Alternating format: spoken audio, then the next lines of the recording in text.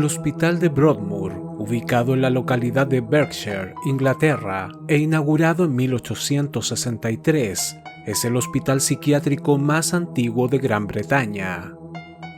Se trata de un centro de alta seguridad para enfermos mentales que han cometido crímenes particularmente atroces.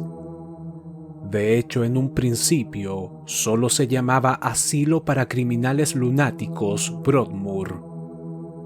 Durante más de 150 años, el Hospital de Broadmoor no solo ha tenido la reputación de albergar a algunos de los delincuentes más peligrosos de la historia británica, sino también de ser un lugar en donde constantemente se transgreden los derechos humanos. Desde la violación de la privacidad de los internos, tratamientos con electrochoques sin anestesia, torturas, asesinatos y altas tasas de suicidio, hasta abusos sexuales grupales a algunos de los pacientes, cometidos por otros reclusos o incluso enfermeros y guardias. Algunos de los criminales más famosos que han estado encerrados en Broadmoor son Ian Brady, Robert Maudsley, Peter Sutcliffe, Graham Young, Charles Bronson, David Copeland y Peter Bryan, entre muchos otros. Robert Napper es también uno de ellos. Los medios internacionales no se hicieron demasiado eco de sus crímenes, pero su caso despertó gran indignación en la sociedad británica a mediados de los años 90. Se trataba de un depredador sexual y asesino que seleccionaba cuidadosamente a sus víctimas. Todas eran madres jóvenes que en el momento del ataque estaban acompañadas de sus hijos pequeños.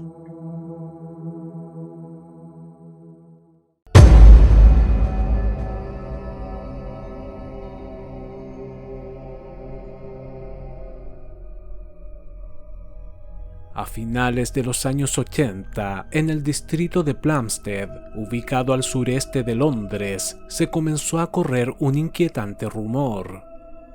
Se trataba de un barrio de clase media en donde los delitos eran poco frecuentes. El ambiente familiar y sus extensas áreas verdes lo convertían en un lugar idílico para vivir, hasta que algunas personas alertaron a la policía de que un mirón estaba merodeando la zona. Aparentemente se trataba de un sujeto joven que se asomaba por las ventanas para espiar a las mujeres, y aunque se entregaron un par de descripciones, fueron poco precisas, lo que complicó la investigación. La situación se agravó cuando a mediados de 1989, varias mujeres comenzaron a ser abusadas sexualmente en el interior de sus viviendas. Las víctimas describieron al intruso como un hombre joven, delgado, de tez blanca, ojos claros, cabello corto y castaño, y que medía entre 1,70 m y 1,75 m de estatura. Era extremadamente violento y solía amenazarlas con un cuchillo.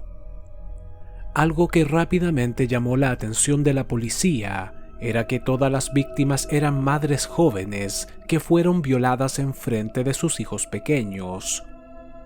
No parecía ser una coincidencia y se planteó la posibilidad de que el sujeto planificara los ataques con bastante antelación, esperando el momento preciso para ingresar a sus hogares cuando nadie más las acompañaba. Al mismo tiempo, la presencia de otro violador alertó a la comunidad de Plumstead. Los ataques se estaban llevando a cabo en una enorme zona conocida como la Cadena Verde, compuesta por varios kilómetros de parques, bosques y caminos cercanos a la carretera. Lo más extraño es que las víctimas también eran madres jóvenes que paseaban a solas con sus hijos. La policía lo bautizó como el violador de la Cadena Verde y se trazó un perfil psicológico del atacante. Según los especialistas, se trataba de un criminal obsesionado con el control, que disfrutaba que los menores de edad lloraran y lo observaran mientras abusaba sexualmente de sus madres, pues aquello le otorgaba una gran sensación de poder. También solía amenazar a las mujeres con matar a sus hijos si prestaban resistencia durante los ataques, un comportamiento que evidenciaba un elevado nivel de sadismo. Para principios de 1990, se habían realizado más de una docena de denuncias y las autoridades comenzaron una enorme investigación para detener al responsable. En un comienzo los investigadores estaban seguros de que se trataba de dos sujetos distintos atacando en una misma área, pero las similitudes pronto los hicieron cambiar de parecer. Por desgracia, en ambos casos, las descripciones del sospechoso eran vagas y hasta cierto punto genéricas, lo cual no ayudó demasiado a las pesquisas. El 15 de julio de 1992, en la zona de Wimbledon Common, 25 kilómetros al este de Plumstead, la policía fue alertada de un horrendo crimen. Un sujeto que caminaba por una zona de campo escuchó los llantos de un menor y se acercó para ver qué ocurría. En el lugar, se topó con el cadáver semidesnudo de Rachel Jane Nickel, una joven modelo de 23 años. La habían degollado y apuñalado 49 veces, y su hijo Alex, de solo 2 años y 11 meses, tiraba de su brazo tratando de hacer que se levantara. Se pudo probar que la mujer y su hijo se encontraban paseando en uno de los parques de Wimbledon cuando fueron sorprendidos por el atacante, el cual la asesinó con un cuchillo y abusó sexualmente de ella a plena luz del día. Una mujer aseguró haber visto a un sujeto delgado lavándose las manos en un arroyo, mientras que otra parecía haber divisado al mismo hombre caminando por el lugar con una actitud sospechosa. El crimen tuvo una enorme cobertura mediática y causó gran impacto no solo en la población londinense, sino en toda Inglaterra. La policía reconoció públicamente que debían dar rápidamente con el responsable, pues las características del ataque resultaban alarmantes. De hecho, entre los agentes se comenzó a correr el rumor de que podía tratarse de un asesino serial, a pesar de que no había registros de otros casos similares en la zona. André Hanscombe, pareja de la víctima y padre de Alex, se presentó en una rueda de prensa solicitando la ayuda de la comunidad y las autoridades. El hombre se encontraba tremendamente afectado y la policía ya lo había descartado como sospechoso. El mismo día del hallazgo, los investigadores le confesaron que no tenían ninguna pista significativa que los ayudara a resolver el caso y que si querían dar con el asesino, solo Alex, su hijo y el único testigo del crimen podía ayudarlos. Alex era un niño de casi 3 años y que apenas sabía hablar. Comenzó a ser tratado por un psicólogo infantil con el fin de obtener información acerca de lo que había sucedido aquel día, pero resultaba inútil. Cierto día, y mientras la investigación seguía su curso, al padre del menor se le ocurrió una idea. Mientras regresaban de una de las terapias en una de las patrullas de la policía, el hombre dibujó en un cuaderno a 2 personas, una delgada y una obesa. Se lo mostró a su hijo y éste le indicó la delgada. Le preguntó si era negro o blanco y el niño dijo blanco. Posteriormente dibujó a hombres con ropas de distinto color y Alex señaló una camisa blanca y unos pantalones azules.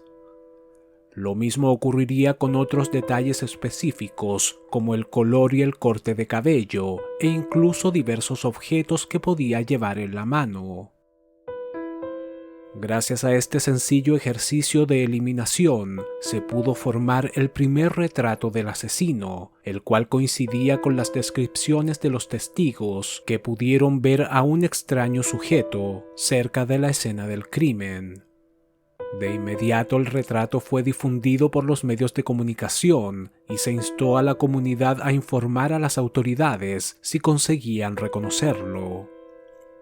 De entre los cientos de llamados telefónicos que se recibieron, 4 personas distintas apuntaron al mismo sujeto, un hombre llamado Colin Stagg, de 30 años, el cual solía pasear con su perro por los senderos de Wimbledon Common. Stagg fue uno de los 32 hombres interrogados por la policía, y aunque se declaró inocente y solo lo vinculaban pruebas circunstanciales, se transformó en el principal sospechoso. El psicólogo forense Paul Britton había elaborado un perfil psicológico del asesino, en el cual aseguraba que se trataba de un sujeto que no tenía más de 28 o 30 años, era soltero, vivía solo, poseía una inteligencia promedio y que fantaseaba con el sexo violento, además de otros detalles que no fueron difundidos por los medios. Aparentemente coincidían con el perfil de Stagg y se decidió llevar a cabo una operación encubierta para desenmascararlo, cuyo nombre sería Operación Edsel. Se descubrió que Stagg mantenía contacto con un par de mujeres a través de un servicio de mensajería para encontrar pareja, y una agente encubierta del Grupo Especial de la Policía Metropolitana, que utilizaba el nombre de Lizzie James, se hizo pasar por una chica que estaba interesada en él. Estuvieron en contacto por más de 5 meses, durante los cuales se enviaron cartas, hablaron por teléfono e incluso se reunieron en un parque a conversar. Muchas de sus charlas fueron grabadas y giraban en torno a fantasías sexuales violentas, y a pesar de que la joven se ganó su confianza e incluso en cierto momento hablaron sobre el crimen de Rachel Nichol, Stagg en ningún momento confesó. Aún así, sería detenido el 17 de agosto de 1993 y acusado de asesinato. La prensa rápidamente se hizo eco de la noticia y se filtró la información de que tenía antecedentes por otros delitos menores y que además coleccionaba libros sobre satanismo. Muchos comenzaron a especular que el asesinato de Rachel Nichol podía haber sido parte de un extraño ritual debido a la brutalidad del ataque. Al mismo tiempo, los noticieros mostraron imágenes de la policía excavando en la casa del sospechoso en busca de más cadáveres. Finalmente no se pudo encontrar nada que lo vinculara al crimen, pero ante los ojos del público, Stagg parecía ser un verdadero monstruo. En los interrogatorios, el sospechoso sostuvo que solo hablaba con Lizzie James sobre fantasías sexuales de carácter violento, porque ella planteaba el tema y simplemente se mostraba complaciente porque le parecía atractiva y deseaba entablar una relación con ella. El hombre negaría todas las acusaciones con respecto al asesinato de Rachel Nichol, pero los detectives no le creyeron. Colin Stagg sería llevado a juicio, pero las evidencias eran tan escasas e interpretativas que el juez desestimó gran parte de ellas. Resultaba evidente que estaban siendo condicionadas tanto por la fiscalía como por la policía para incriminarlo. Decidieron mantenerlo bajo custodia porque las autoridades seguían convencidas de que Stagg era realmente el asesino, pero la situación estaba al borde de la legalidad. El espantoso crimen de Rachel Nichol no había dejado indiferentes a los investigadores a cargo del caso del violador de la cadena verde. La descripción que se pudo obtener del hijo de la víctima era sospechosamente similar a la del hombre que estaban buscando, y algunos especialistas consideraron que era probable que se tratara del mismo sujeto, a pesar de que Wimbledon se encontraba a más de 25 kilómetros de distancia. El 3 de noviembre de 1993, la comunidad de Plumstead fue testigo de un nuevo crimen de características todavía más horrendas. Samantha Bissett, una joven madre de 27 años, fue encontrada muerta en el interior de su vivienda en Winds Common. Su novio Conrad Elam había ido a visitarla aquella mañana.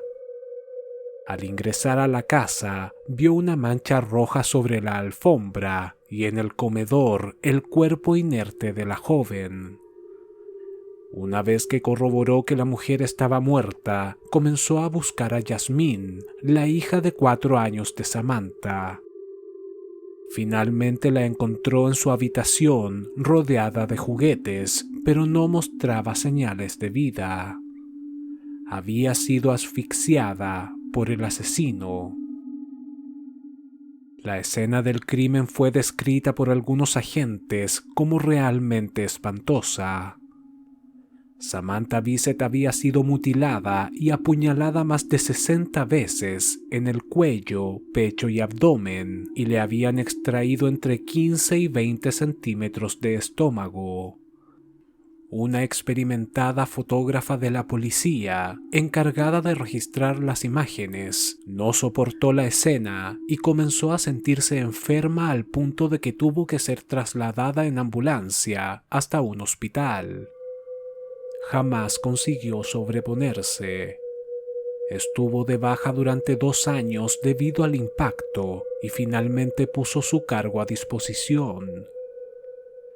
Las autopsias confirmaron que tanto Samantha Bissett como su hija Yasmín fueron violadas por el atacante.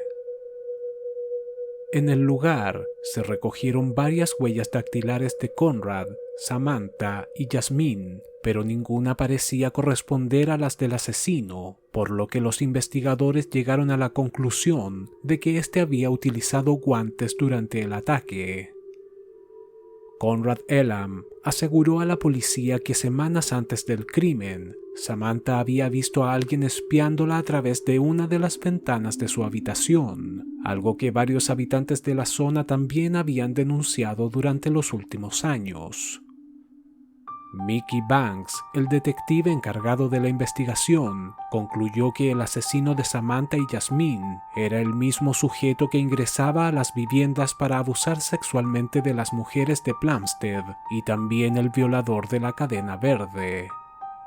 Poco después, sus sospechas apuntaron al crimen cometido en Wimbledon Common en julio de 1992, el asesinato de Rachel Nickel. Todas eran madres jóvenes y sus hijos estuvieron presentes en el momento de los ataques. Las coincidencias eran demasiadas, pero aún así no todos los investigadores estaban de acuerdo. Parecía que el caso se estancaría hasta que se decidió revisar nuevamente la evidencia hallada en el piso de Samantha Bissett y se toparon con una enorme sorpresa. Después de realizar un profundo análisis de las huellas dactilares rescatadas de la escena, descubrieron que una de ellas en realidad no pertenecía a Samantha. Era prácticamente idéntica, una coincidencia que llevó al error a uno de los especialistas en los primeros exámenes.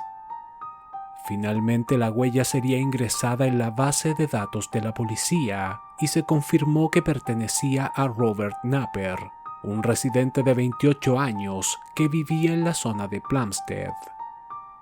Sería arrestado en mayo de 1994 sin prestar resistencia. Napper contaba con varios antecedentes penales por hurto, porte ilegal de un arma de fuego e incluso por disparar una pistola de aire comprimido en un parque cercano. Además había sido acusado de fisgonear por los departamentos del barrio y en 1992 fue interrogado con respecto al caso del violador de la cadena verde, pues un vecino comenzó a sospechar de él cuando vio uno de los retratos hablados. En esa ocasión, un par de agentes se presentó en su casa y este se negó a entregar una muestra de ADN. El único motivo por el cual fue descartado de la investigación era porque todas las descripciones del atacante apuntaban a que se trataba de un sujeto de entre 1,70 y 1,75 de estatura, y Napper medía 1,88. Lo que la policía ignoraba era que Napper caminaba gran parte del tiempo encorvado, lo que lo hacía parecer mucho más bajo. Mientras las pruebas en su contra comenzaban a acumularse, Napper se limitó a permanecer en silencio durante los interrogatorios. Su extraña personalidad comenzó a ser evidente, al igual que la enorme cantidad de errores policiales que le permitieron estar libre durante años. Robert Clive Napper nació en Erith, al sureste de Londres, el 25 de febrero de 1966. Era el mayor de 4 hermanos y desde muy pequeño demostró ser sumamente conflictivo. Los molestaba constantemente, les disparaba con una pistola de balines y los miraba fijamente mientras dormían. Fue testigo del trato violento que ejercía su padre sobre la familia, algo que parecía haberlo marcado y hasta cierto punto explicaba su propio comportamiento.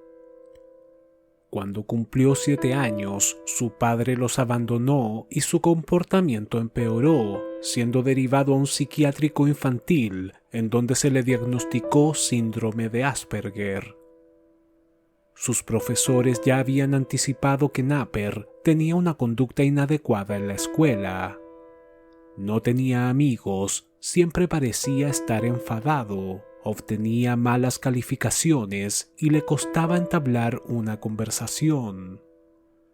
Algunos de sus compañeros lo recordaban como un chico introvertido y solitario, que se convirtió en el blanco de todas las burlas porque las veces que se animaba a hablar, se acercaba demasiado a las personas, algo que rápidamente resultaba incómodo.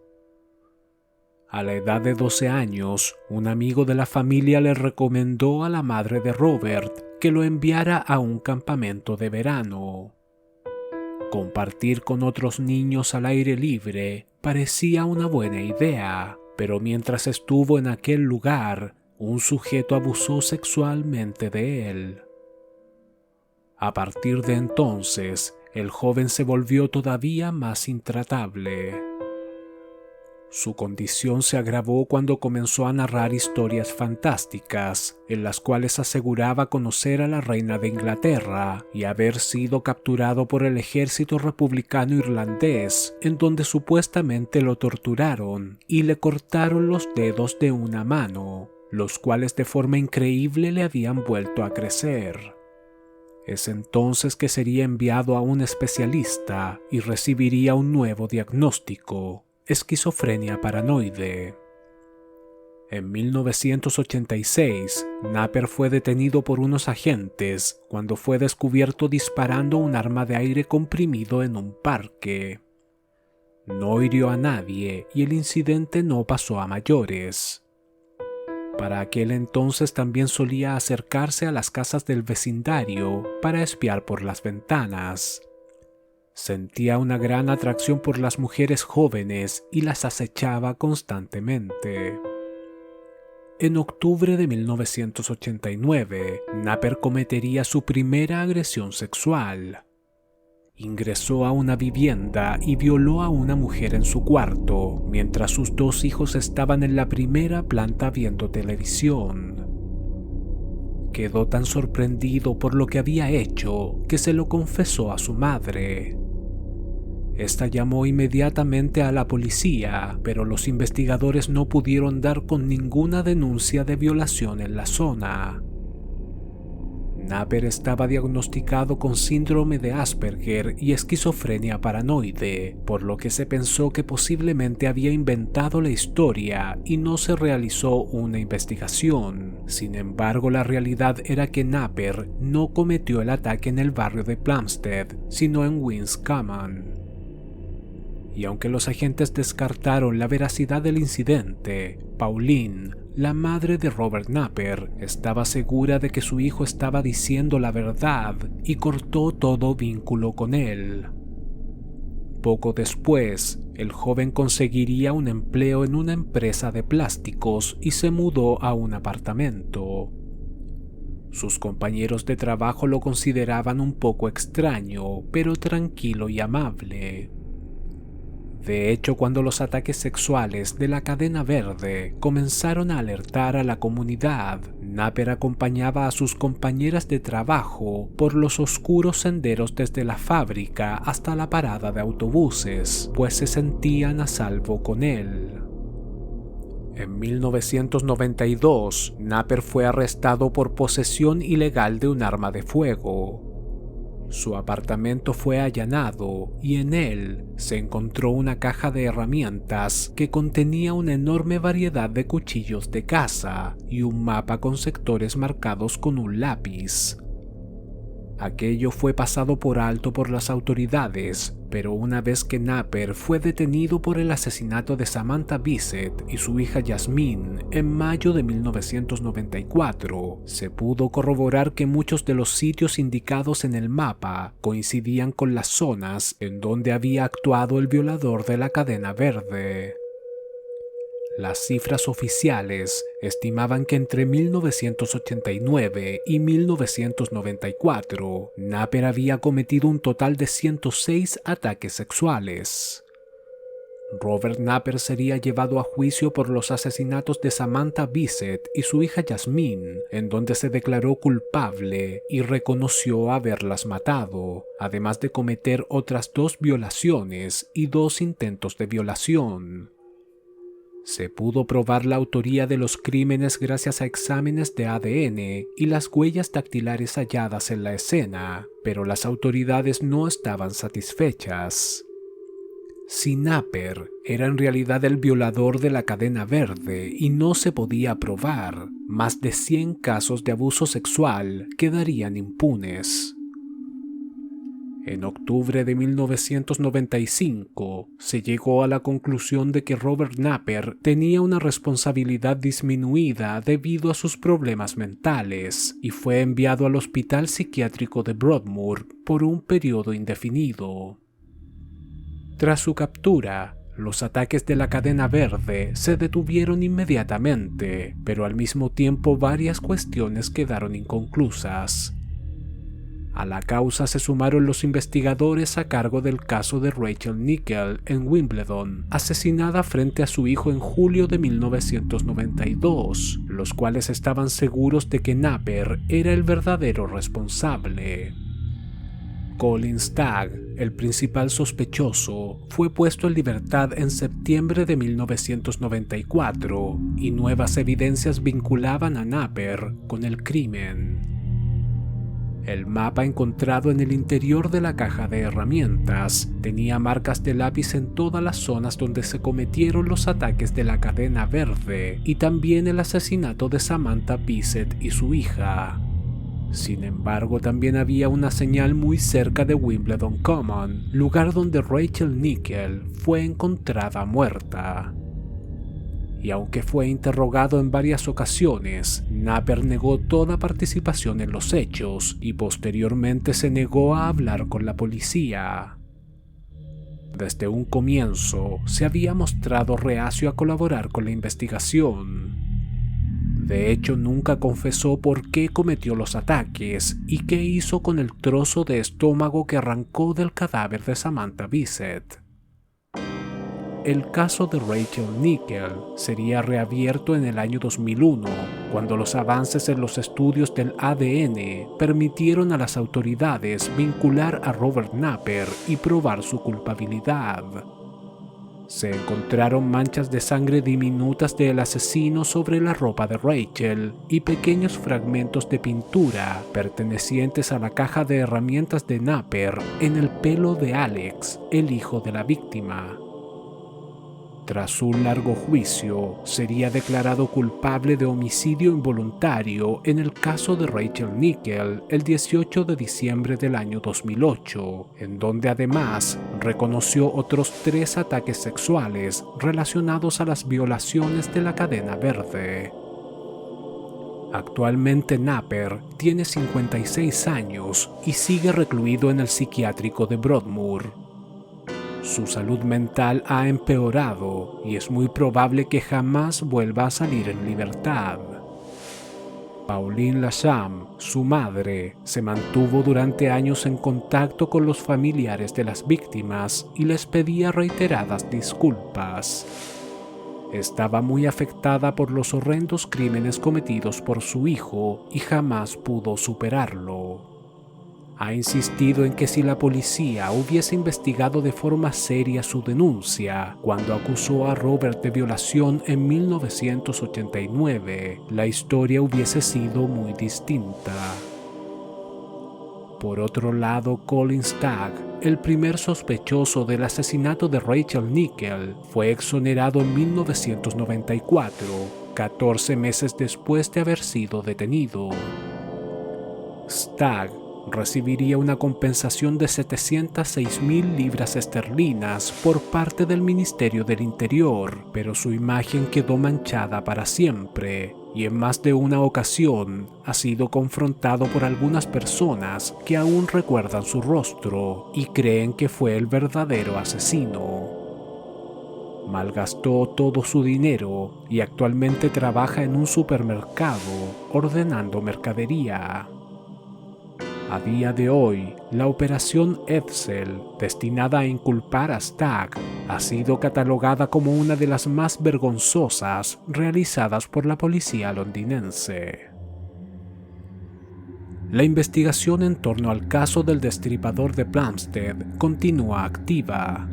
El Scotland Yard está seguro de que es el responsable de casi todos los ataques registrados en la cadena verde, lo que lo convertiría en uno de los peores depredadores sexuales de la historia británica.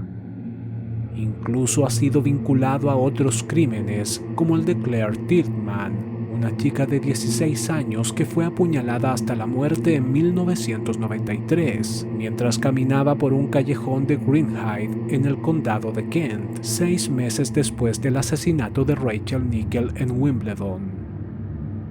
En el caso de los asesinos en serie, existe una clara progresión en su modus operandi y también el tipo de mutilación que realizan sobre el cadáver.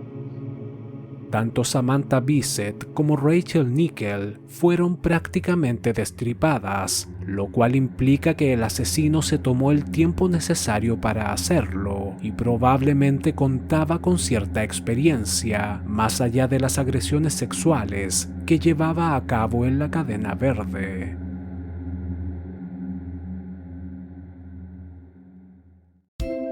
Si este video te gustó, dale like, suscríbete y compártelo en tus redes sociales. Esto me ayudaría mucho para seguir subiendo este tipo de contenido. Recuerda hacer clic en la campanita para recibir un mensaje cada vez que suba un nuevo video. Te invito a visitar mi otro canal, La Crónica Inquietante, un espacio orientado al misterio, personajes extraños, sucesos impactantes de la historia y otras curiosidades. El link se encuentra en la descripción. También podrás encontrar el enlace para comprar mi libro Monstruos Humanos, en donde ahondo en el tema de los asesinos en serie. Mi nombre es Álvaro y este es el canal del crimen.